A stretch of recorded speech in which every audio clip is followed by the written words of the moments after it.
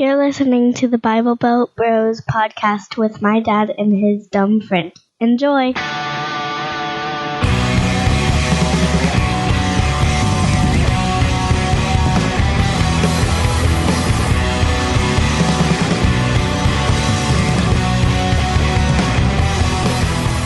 I play at a church in Tulsa, and I don't know. We play lots of songs that came out when I was in high school. And Andrew, you and I grew up Baptist, right? Right.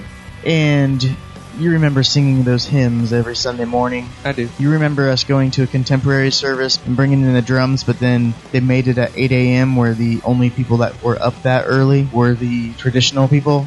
And so you had to continue to play the drums loud. Still had to have it turned down a lot. Yep. I remember starting that contemporary service. Yeah. That was a big to-do. Well, I remember growing up kind of hating hymns. As far as, like, you're singing the same songs, like, every week kind of thing. Obviously, the organ and piano doesn't help with the instrument stuff side of it. But I just remember growing up thinking, when I grow up, I'm not going to be that kind of person that is set in my old music songs, and that's all we're going to play, and we're going to play nothing new. Like, I just was trying to make it a point that I'm not going to be that old guy stuck on hymns type of thing. Well, and now I see the churches, the contemporary songs of that day are, like, churches seem like they go to a contemporary service and then they stop learning new songs. And so, like, I play at this one church and we're playing, like, I could sing of your love forever. Or better is one day in your court. I still like those songs. Yeah, I still like them, but as kind of, it's fun. That's why I like to play at that church, because it's actually kind of fun to go back to those songs. Like, I'm playing a djembe, and I haven't played that since just right after high school, and so it's kind of a good memory to go back type of thing. But man, if I was doing that every week and we've been singing those same set of 15 songs in a rotation, I just think it's like, I'd probably leave that church. The choruses of yesterday are the hymns of today, I guess, if I said that right. All the hymns back when they were created. People probably thought those were contemporary. Yeah, exactly. Remember there was a pastor one time that was preaching at our church growing up, and he was like, you can learn, I don't know if he said golly, but you can learn more from this hymnal than you can from the Bible. Yep. And he stayed around a little bit. That's how messed up that church was. Yeah. It is just fun. I mean, music is a huge thing in churches, obviously. And now I think churches try to use music to impress non-Christians to come to their church. I was doing a Tulsa run. It's a 15K. And, like, every kilometer, you saw some church band on the side of the road, playing. Wow. With their big banners and there's, that kind of thing. That's neat. I wonder if the organizers orchestrated that, actually. I don't think they're like that every year. Like, it's all in there, always the same bands in the same places. I think it's like just their thing. Like, there's 10,000 people running this race today. We're gonna play music for them. And like, some of them are they're not even the band. They're just playing loud worship songs, but it's like old worship songs. I don't know. I just think it's funny. Like, do they break out the organs? No, not that old of worship. I'd say like 90s, like early Chris Tomlin songs. David Crowder, first album. I just think it's funny. People are trying to. It just seems like they're trying to impress people with, like, look, we got cool music too. But it's Christian. I don't know. It's funny. It seems like that's what we try to do, is we try to be more contemporary to try to bring in more of a non-Christians into attract them into church or make them feel welcome when, there's some churches that will open up with a secular song, and that's the whole idea of that is it will make the non-believer when they're in church be like, yeah, like, oh, I know this song. Maybe I'm not, I guess, not a heathen or whatever because I like this song because they're playing this song. Minus a few words they changed. Yeah. kind of lessen their guilt. Yeah, and I guess it's to drop the walls or whatever. The seeker-sensitive movement. That's what we're talking about today, isn't it? Yeah. Ever heard of it? Not until the other day when you brought it up. Oh. Well, I have a friend I'm talking to, and he told me this clip, and we'll play it real quick. It's from R.C. Sproul's, I believe. And let's just play it, and then we'll talk about it. What are your thoughts about the seeker-sensitive movement, as it is called? What was that? The seeker-sensitive movement. Your thoughts? Oh, my. Oh, it's a very, very bad thing. Very bad. Because it rests on a fundamental error. The assumption is that unbelievers outside the church are desperately seeking for God. Number one. The second fundamental error is that the purpose of corporate worship on Sunday morning is to reach the lost. Now, why are those the two fundamental errors? The first one is that the Bible makes it absolutely clear that in our natural condition, in our fallen state, no one seeks after God. The only people who seek after God are those who have been already born again. Seeking after God begins with regeneration. We are the seekers. Now, Aquinas had to answer this question in his day when people said, it sure seems to me that my next door neighbor is searching after Christ, but he's not a believer, and yet the Bible says nobody searches. What's with that? And Aquinas said, here, you see people all around you that are searching for peace of mind, for happiness, for relief from guilt, for meaning and significance to their lives, and you watch them searching desperately for these things, and you say, well, the only thing that can give them that is Christ. And so you assume then that they're searching for that which only God can give them, the benefits of God. They therefore must be seeking after God. Aquinas says no.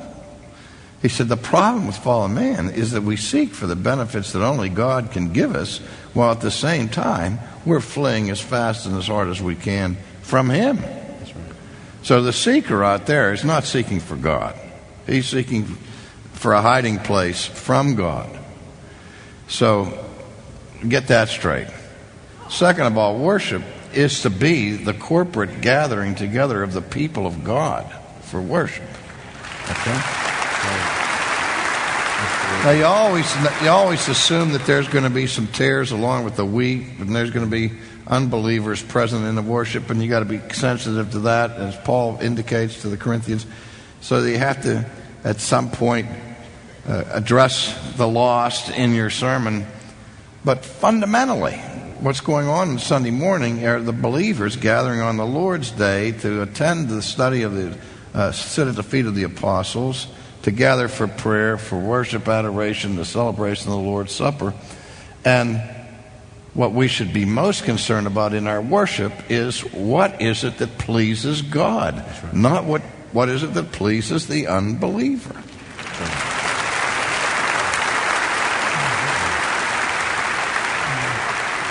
This is one of the great tragedies of our day, I think. And it's going to really cost the church. And it's not going to take a long time. It already has cost the church. Here's what I found, just in terms of observing this, and R.C. got to the deep level. Let me get to the level you're likely to see. Here's the logic. It's a pretty seductive logic, which is if you scratch people where they now itch, they'll be more open to hearing the gospel. And the logic is that if you help them to know how to have a better bank account and more obedient children and greener grass and well manicured lawn and whatever else they're trying to help them with, and you do a sermon series on this and a sermon series on that, you'll earn their trust because you actually met their needs. This is explicit in the methodology, so they'll then trust you when you talk to them about the gospel. Two problems with that. Number one, it doesn't work. And number two, in a lot of these places, they never even get to talking about the gospel. You just come back later, they're still on green grass. And now instead of dealing with preschoolers, it's dealing with teenagers. But it's just, in other words, we actually never get to it. And I'll tell you, just to look phenomenologically at this, look at how many big churches were built on this methodology, and their back door was larger than their front door. That's right. And you just don't have a church left. It's also a strategy of unbelief in this regard. We're still looking for Joseph's pants. Now, what do I mean by that? In the last sermon that Martin Luther ever preached, 2 days before he fell ill and died, he preached on the gospel, and he preached on his concern that despite of the awakening of the Reformation and the recovering of the light of the gospel, which was now being preached and was available to the people were still addicted to relics. And rather than read the scriptures, they would go to Trier, where they had in their relics the pants of Joseph, or a vial of milk from the breast of Mary. And what he was saying is that what people were looking for was power. And they believed that there was power in the pants of Joseph. Now, we don't go around looking for the pants of Joseph now. Now the power is in the program. Whereas what Luther says, then what we've been hearing and what we just heard from your message is that the power of the Holy Ghost is mediated in and through the Word. Amen. When are we going to believe that? That's when I say it's a strategy of unbelief. Right. The minister wants to grow his church. The minister wants to see success. And so he's looking for all these programs, all these techniques to get people to come in. But he never goes over the bridge and gets to the Word. Mm-hmm. If you want a power in your church, be an expository preacher. Preach the Word. Because that's where the Spirit is. Isn't that God's strategy? Yes. And if we believe God's strategy, we're going to preach the Word. Amen. In season. And I'm preaching now. All right, Andrew. So what are your first thoughts about this guy? All right, so my first thought is, who in the world is this guy? Who is R.C. Sproul? Can you answer that? I actually don't know. I just know it's my friend heard him. Okay, so I had to look him up.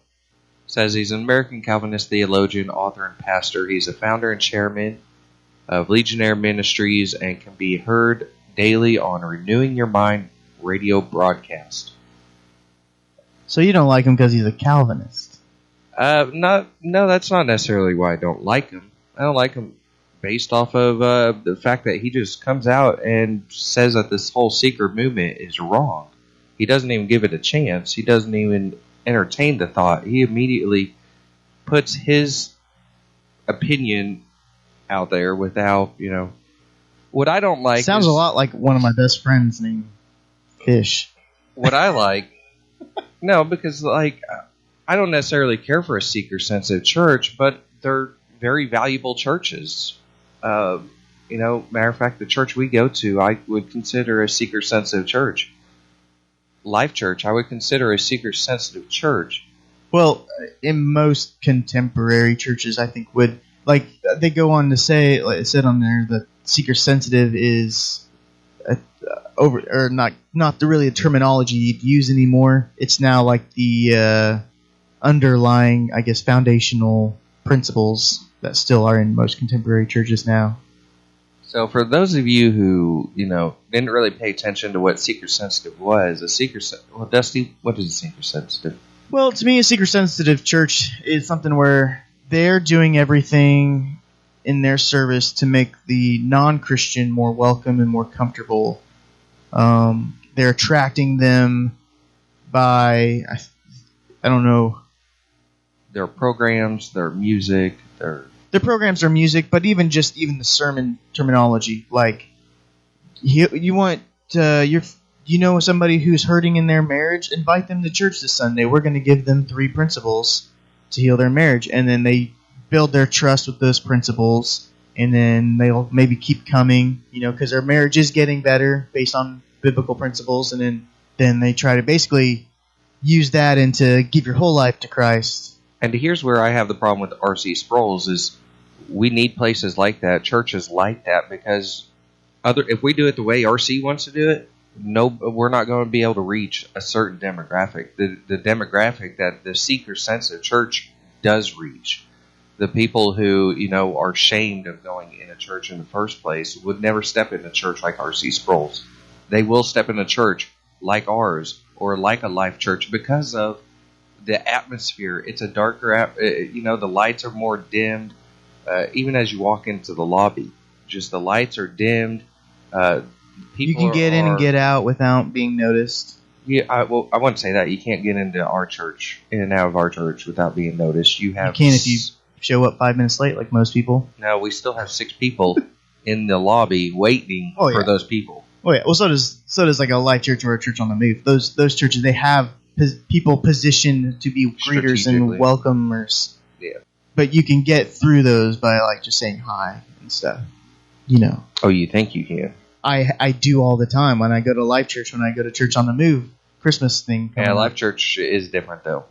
I would say they have multiple people just there. People as you come in the doors, they're greeting you. People like strategically looking like, hey, there's free coffee and free whatever over here. There's people handing you stuff as you walk in the main doors. I'm more talking about, say, our church. Because when we see a new person, we intentionally approach them. We talk to them. We create conversation. And then we walk with them to another one of our stations in which we do a soft handoff in which we tell them the person's name. We tell them it's their first time. And then that station talks to this person. And then we take them to the next station. So when you come into our church, you are personally greeted and walked around and handed off. And so you're not getting through our church. Life Church, they're just so big and they've gotten it.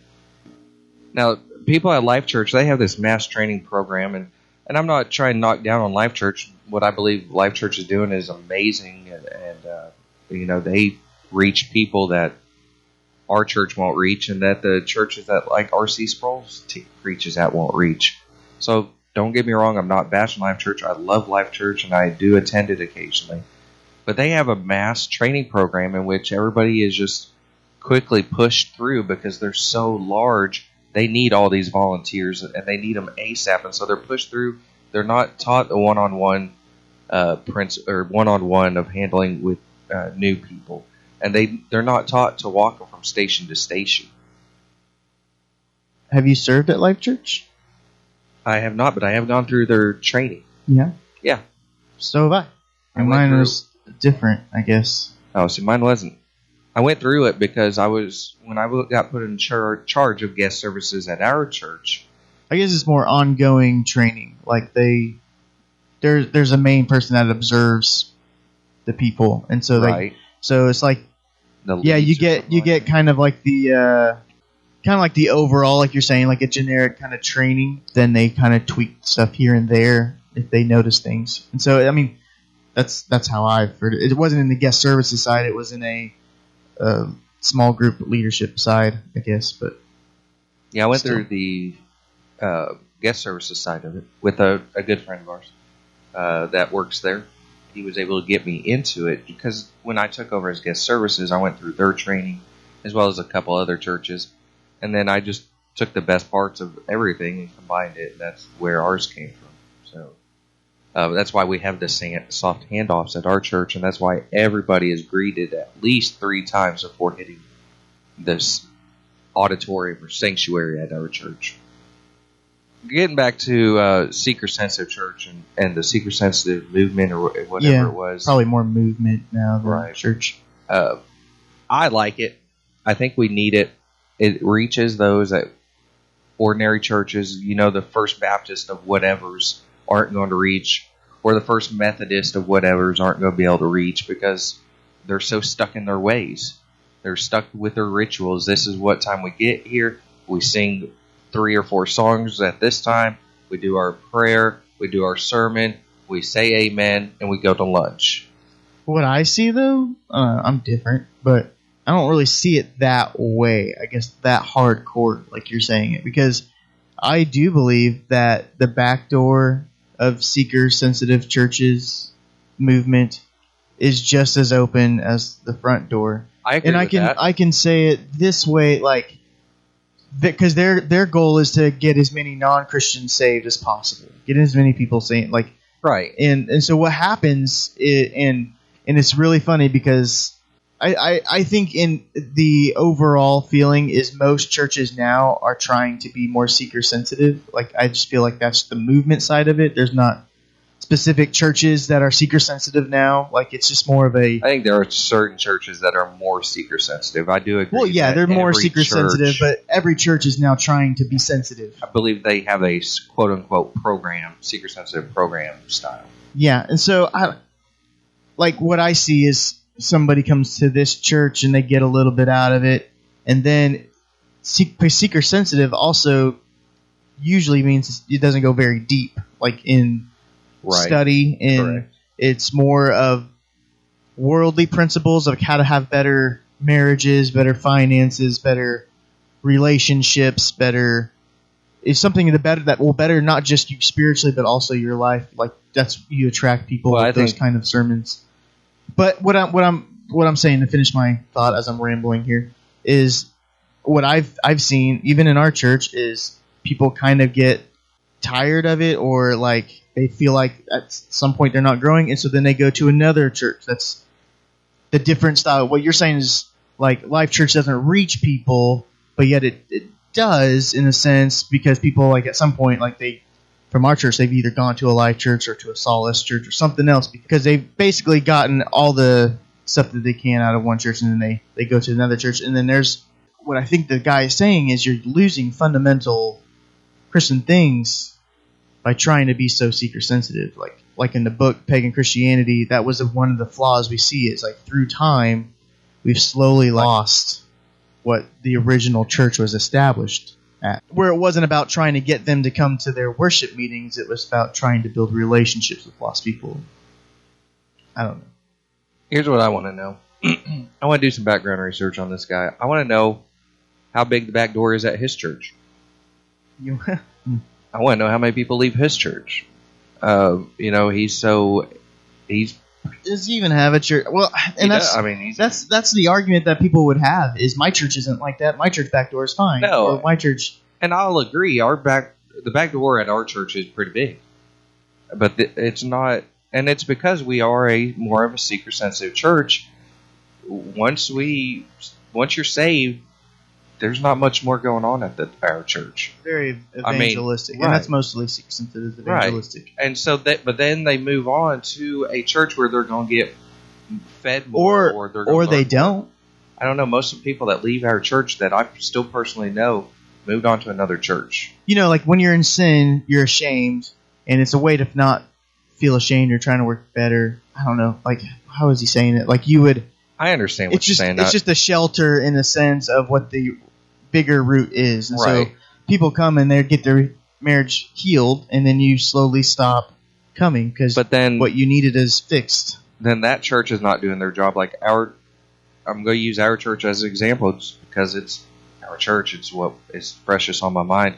We have house churches in which it's supposed to take you to another step. There's still seeker-sensitive house churches, though. They are, and I rambled about that last episode. That we are a seeker-sensitive house church, but if the house church is doing its job, it's still going to move them to the next step, in which they're ready maybe to move on to another church that is not seeker-sensitive. My house church isn't seeker-sensitive. Your house church isn't sanctioned. I know. We went rogue. How do you get a house church kicked out of the house church program at a church, bro? That is epic. Right.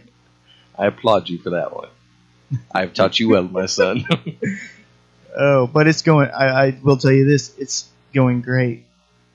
Our house church right now. One, it helps me because I'm more actively involved in planning and listening to the people. Like we're coming together, like coming up with like what lessons we want to do and what things we want to talk about. Like it's just we do communion together. I don't know. It's just we're all more actively involved in growing together and growing to Christ. I don't know. It's great. Like it's just been awesome. I'm going to say I've been kicked out of churches, but I've never had a house church kicked out of a house church program, let alone led it. So, I mean, that's great. I mean, what you guys did, I like Not it. And I necessarily didn't, we were necessarily kicked out. We just stopped. You were given an ultimatum, and you chose I guess, yeah. not to follow that, and therefore you were not allowed. We don't have a. I don't know. Affiliation. We're way too long on this topic. You're right. We're not sanctioned. All right. Anyways, No. yeah. I'll cut that. But I do think that this guy overall, like, he comes off very arrogant, very know-it-all-ish, but so does a lot of people. But in this clip, he definitely, in a couple clips I've seen of him actually talking about the same thing, he definitely comes like this know-it-all, like, angry old man is kind of how I kind of view him as. But I think there is some truth to it, you know, like, you would say because big churches like Life Church that are hugely seeker sensitive are making new buildings that they're being really successful. But then you also have, you have churches like ours and other tons of other churches that another church we've been a part of. The people have left that church and they've gone to Life Church, and so I think they're growing by attracting just as many Christians as non-Christians in a sense. Like I agree with that. I think they're staying also bigger because they're attracting. Because it is great. You have higher, like the preaching there is amazing. It's very, very good. The music's decent, but It depends on which campus. it depends on which campus, but that's every church. But they have a paid band, which is great because you know that they practice. You know that they practice and that they're going to know their stuff and that they're committed to it, and that's part of being like. Crappy bands is always a huge turnoff when you go to a church, and so It is. As soon as I hear that organ, I'm out the door. as soon as you just hear like people singing off key or a band missing time or something, you know, like those kind of things, definitely like you lose kind of respect for their professionalism and stuff. I don't know. It's just that's usually like the first 20 minutes of a service is the band, so that can kill your momentum going into the sermon, or it could help it. So I just read a little bit more on R.C. Sproul. Is it Sproul or Sproul? I don't know. Who knows? Anyways. I don't know him personally. Okay. Right. And he is a co-pastor at a Presbyterian church. And so that's kind of where he comes from. Presbyterians are more traditional, where and that used to be the Baptists. Baptists were very traditional and didn't like change, but the Baptist and with Calvinism, like because you hear it all the time, and maybe I'm supposed to believe more that like everybody's searching for, like you've heard everybody's searching for something, and that something is God. You know, yeah. There's a God-shaped hole in all of us. You know that song. But yeah, we all have a God-shaped hole, and only God can fill it, and we're all searching. We're trying to fill it with drugs and alcohol and booze and jobs and careers and money, but only God can fill it. You've heard those sermons. And so that's what we believe, is that everybody's searching, or has grown up to believe. His belief is from Calvinism is everybody is called, like, predestination kind of stuff. And so, he's believing that, you know, God seeks us. We don't seek after God because we're in sin. We don't seek God until after He's redeemed us, I guess is what he's saying. And so Jesus is knocking at the door, and if we answer it, then we can begin continuing to seek Him. I guess it sounds like that's what his theology is on that. And so if you're a seeker-sensitive church, then you believe that people are seeking God, and you're trying to show where God is in their finances and in their marriages and stuff like that. But if you're in his belief, you're believing that people aren't seeking those things, and so to keep the worship service focused on the Christians seeking Christ in that service, I guess is what he's trying to do, and helping like those who do Christian or non-Christians that do show up to the service. He's probably explaining like this is what's going on. Like when Steve Allen's church when they speak in tongues, he comes and like, well, this is, probably a little different than what you were expecting, and here's what we believe, and I think that's what his theology kind of goes on. So, really comes down to: do you believe people are seeking Christ, or do you believe people are just seeking, or do you believe that Christ is seeking them? Maybe? Question mark? Normally, Dusty, you don't have to add the question mark in there, but okay. So I don't know. I just thought it was interesting topic. It was. It was whatever. definitely. I don't know if we even answered it or what. I don't even know if I know what the answer would be or what I believe, but just random thoughts by Andrew and Dusty. Fish and Hope. Yeah, I mean, shoot. I heard. Well, I mean, I listened to the clip a good portion for the first time, and then the second time I played it and I turned it off in like 10 seconds. Yeah, I was already tired of it. Because you already prejudged it. Oh, no. I mean, I had a pretty good... I prejudged it in the first half second when there were 4 old men on the stage. Exactly, yeah. I prejudged that. And that's where, that's why I said you can listen to this and be like, well, they're just old men behind the times. But then I listened to it before I knew who it was. But then I had to do my research because I didn't agree with it. And so I wanted to know where he was coming from. And that's why I looked him up. And good thing about the internet age, you can find out about people real fast. Yep. Find out their beliefs. Find out how they grew up. This guy was ordained in a Presbyterian church when he was young. And you don't like those Presbyterians? No, I mean, shoot. I believe my mom was a Presbyterian. Somebody in my family is Presbyterian. Yeah, she's old and very traditional.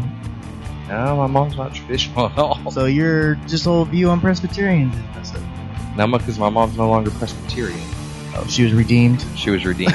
She was saved. So back again, you don't like Presbyterians? No, I don't have a problem with it. We're going to continue talking about judging. No, actually, I got to get to work, so we're going to get out of here.